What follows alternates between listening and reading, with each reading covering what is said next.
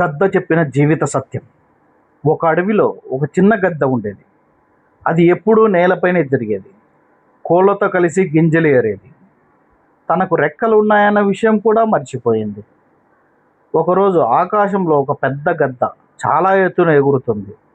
దాన్ని చూసిన ఆ చిన్న గద్ద అడిగింది, నేను కూడా ఇలా ఎగరగలనా? కోళ్ళు నవ్వుతూ చెప్పాయి, నువ్వు అసలు నీ వల్ల కాదు. నువ్వు మామూలు నేలపైనే ఉండాలి. ఆ మాటలు విన్న చిన్న గద్ద మౌనంగా ఉండిపోయింది. అదే సమయంలో ఆ పెద్ద గద్ద కిందకు వచ్చి అడిగింది, నువ్వు ఎందుకు ఎగరడం లేదు? చిన్న గద్ద బాధగా చెప్పింది, అందరూ నా వల్ల కాదన్నారు.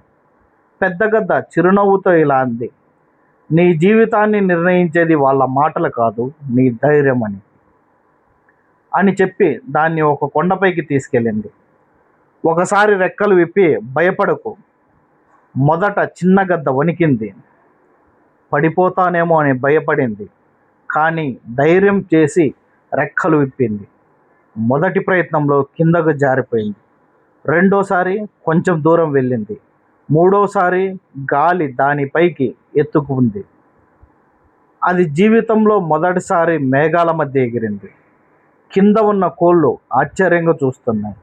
చిన్న గద్ద నవ్వుతూ ఒక మాట చెప్పింది, నన్ను ఆపింది నా బలహీనత కాదు, నా భయం. ఆ రోజు నుంచి అది ఆకాశానికే రాజుగా మారింది.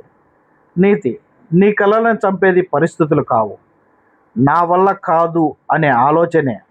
ఒక్కసారి ధైర్యంగా ప్రయత్నించు, నీ సామర్థ్యం నీకే అర్థమవుతుంది.